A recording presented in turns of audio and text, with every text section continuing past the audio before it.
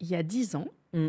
j'avais 29 ans et j'ai donc attrapé la grippe. Donc jusque-là, Rien d'affolant. rien de très Non, original. non. J'attrape la grippe et ça dure quelques jours d'une grippe «normale» entre guillemets, hein, où j'étais vraiment, claquée, mais voilà, rien de très alarmant non plus.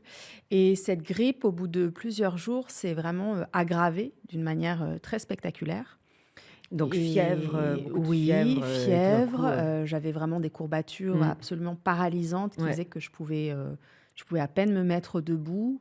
Et puis j'étais gonflée aussi, je sais pas exactement ce qui a Ouais, ouais. provoqué ça, mais j'étais gonflée comme on aurait dit un petit hamster.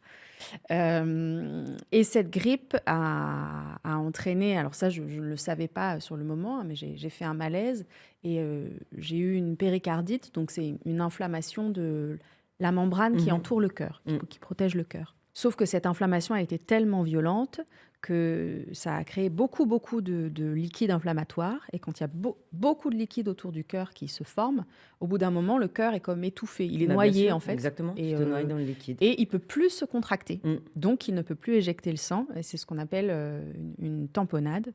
Et j'ai fait un choc cardiogénique. Donc ça, c'est une défaillance vraiment aiguë de la pompe cardiaque. Donc, le cœur ne peut plus éjecter le sang. Donc, si c'est pas pris en charge vraiment dans les heures qui suivent, c'est la mort assurée. Parce qu'évidemment, Absolument. le sang ne circule plus. Les organes, peu à peu, ne peuvent plus fonctionner. Donc c'est Et fini.